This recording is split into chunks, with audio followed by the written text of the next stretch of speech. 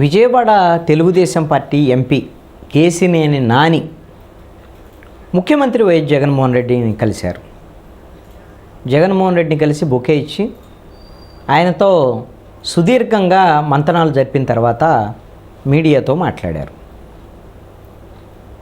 మాజీ ముఖ్యమంత్రి తెలుగుదేశం పార్టీ అధినాయకుడు చంద్రబాబు నాయుడు మీద తీవ్రమైనటువంటి వ్యాఖ్యలు చేశారు. నారా లోకేష్ మీద కూడా అనేకమైనటువంటి ఆరోపణలు చేశారు. విజయవాడ అభివృద్ధి అనేటువంటి తన కళ, విజయవాడ అభివృద్ధి కోసం తాను ఎంతవరకైనా వెళ్తాను, ఎక్కడి వరకైనా వెళ్తాను అనేటువంటి దాని మీద, అందుకనే ఇప్పుడు వైఎస్ఆర్ కాంగ్రెస్ పార్టీలో చేరబోతున్నాను విజయవాడ అభివృద్ధి కోసమే. కొద్ది రోజుల్లో పార్లమెంటు సభ్యత్వానికి రాజీనామా చేసిన తర్వాత అఫీషియల్గా వైఎస్ఆర్ కాంగ్రెస్ పార్టీలో చేరతానని ప్రకటన చేశారు. కేసినేని చిన్నిని విజయవాడ ఎంపీ అభ్యర్థిగా తెలుగుదేశం పార్టీ ప్రమోట్ చేయటము, వీళ్ళిద్దరి మధ్య అన్నదమ్ముల మధ్య విభేదాలు, మొన్న తిరువూరు సభలో ఆ సభ ఏర్పాట్ల సందర్భంగా కేసినేని చిన్ని, కేసినేని నాని వర్గాలు ఘర్షణ పడటం, ఇవన్నీ విషయాలు అందరికీ తెలిసిందే. దాంతోనే కేసినేని నాని బయటికి వచ్చేశారు. వైఎస్ఆర్ కాంగ్రెస్ పార్టీకి చేరిక సంబంధించినటువంటి అఫీషియల్ ప్రకటన చేశారు. అయితే రాజకీయపరమైనటువంటి విభేదాలు ఉండొచ్చు. ఆయన 2019 ఎన్నికల్లో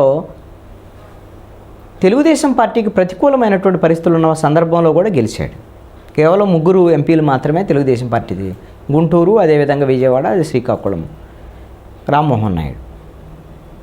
ఈ పరిస్థితుల్లో నేను 2014 నుంచి 19 వరకు చంద్రబాబు నాయుడు పాదయాత్ర సందర్భంగాను, అదేవిధంగా తెలుగుదేశం పార్టీ బలోపేతానికి కృషి చేస్తే చంద్రబాబు నాయుడు, నారా లోకేష్ తన మీద కుట్రలు చేశారని, చంద్రబాబు నాయుడు మోసకారి అంటూ కూడా తీవ్రమైనటువంటి వ్యాఖ్యలు చేశాడు కేసినేని నాని. మరి ఇన్ని సంవత్సరాల పాటు ఎంపీగా, 2 సార్లు ఎంపీగా తెలుగుదేశం పార్టీలో అవకాశం ఇస్తే తెలుగుదేశం పార్టీలో ఎంపీగా చేసి, ఇప్పుడు ఎంపీ కాలం ముగిసిన తర్వాత ఇప్పుడు చివరిలో ఎంపీ పదవికి రాజీనామా చేసి వైఎస్ఆర్ కాంగ్రెస్ పార్టీలో చేరుతూ చంద్రబాబు నాయుడు మీద, నారా లోకేష్ మీద చేసినటువంటి ఈ వ్యాఖ్యలు ప్రజలు నమ్ముతారా? కేసినేని నానికి రేపొద్దున వైఎస్ఆర్ కాంగ్రెస్ పార్టీలో ఎంపీ టికెటే రావచ్చేమో, విజయవాడలోనే పోటీ చేయొచ్చాము. కేసినేని నాని వైఎస్ఆర్ కాంగ్రెస్ పార్టీ తరపున, కేసినేని చిన్ని ఏమో తెలుగుదేశం తరపున, ఇద్దరు అన్నదమ్ములు పోటీ పడితే పడవచ్చాము.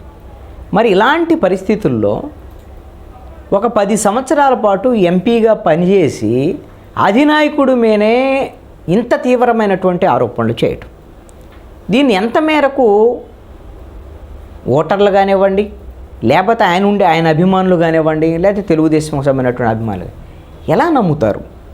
ఏ విధంగా కేసినేని నాని మాటలకి విశ్వసనీయత ఉంటుంది అనేటువంటిది ఖచ్చితంగా చర్చనీయాంశమైనటువంటి అంశమే.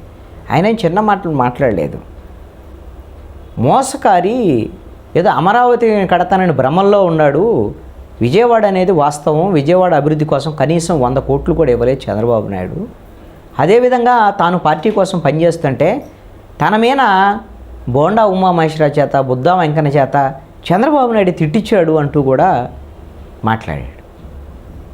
తన కుమార్తె శ్వేత కార్పొరేటర్గా పోటీ చేస్తే చంద్రబాబు నాయుడు 3 రోజుల పాటు బతిమలాడితే తన కుమార్తె మేయర్గా, ఇక్కడ కార్పొరేటర్గా పోటీ చేసి మేయర్గా ఉండడానికి ఆవిడ అంగీకరించింది.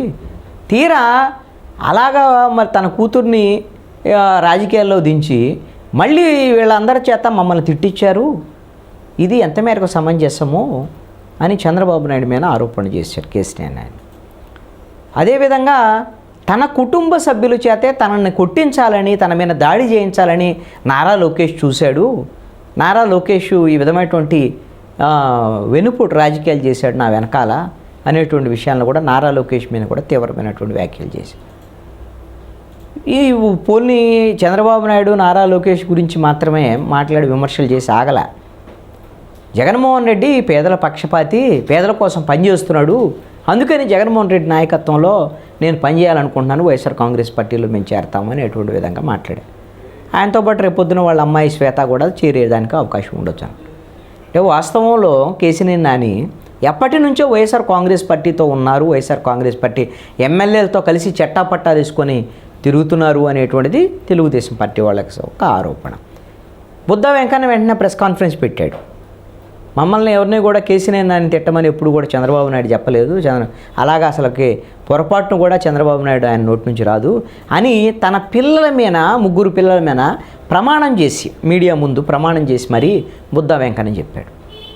కేసీఆర్ నాని వైఎస్ఆర్ కాంగ్రెస్ పార్టీ కోవర్ట్, ఎప్పటి నుంచో వైఎస్ఆర్ కాంగ్రెస్ పార్టీతో కలిసి తిరుగుతూ తెలుగుదేశం పార్టీని నట్టేట ముంచాలని అనేకమైనటువంటి కుట్రలు చేసినోడు కేసీఆర్ నాని అని బుద్ధ వెంకన్న తీవ్రమైనటువంటి విమర్శలు చేశారు.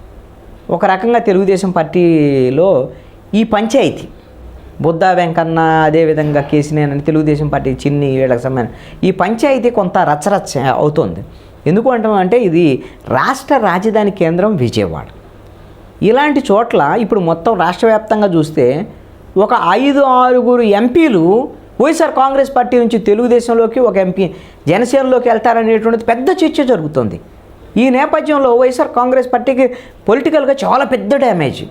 అంబటి రాయులు లాంటి వాళ్ళు అలా వైఎస్ఆర్ కాంగ్రెస్ పార్టీలో చేరి వారం రోజులు తిరగకుండానే మళ్ళీ జనసేనలోకి వెళ్ళటం, కొలుసు ప్రసాద్ లాంటి వాళ్ళు వైసీపీని వదిలిపెట్టి ఎమ్మెల్యే ఆయన తెలుగుదేశం పార్టీలో చేరటం అనేటి ఏ పరిస్థితులు ఇవన్నీ కూడా. ఇలాంటి పరిస్థితుల్లో కేసీఆర్ నాని ఎకాఏకిని వెళ్ళి తాడేపల్లికి వెళ్ళి జగన్మోహన్ రెడ్డితో సమావేశమై జగన్మోహన్ రెడ్డి సమావేశం అనంతరం మీడియాతో మాట్లాడటం ఇదంతా కూడా కొంచెం తెలుగుదేశం పార్టీకి డ్యామేజ్ చేసేటువంటి అంశాలే ఇవి ఖచ్చితంగా. అయితే కేసీఆర్ నాని మాట్లాడినటువంటి ఈ మాటలని మరి ఎన్ని రోజుల తర్వాత వాళ్ళ పార్టీ అధినాయకుడి మీద, తెలుగుదేశం అధినాయకుడి మీద చంద్రబాబు, లోకేష్ మీద చేసినటువంటి ఈ వ్యాఖ్యల్ని ప్రజలు నమ్ముతారా లేదనేటువంటి దాని మీదనే కేసీఆర్ నాని రాజకీయ భవిష్యత్తు ఆధారపడి ఉంది అనటంలో ఎటువంటి సందేహం లేదు.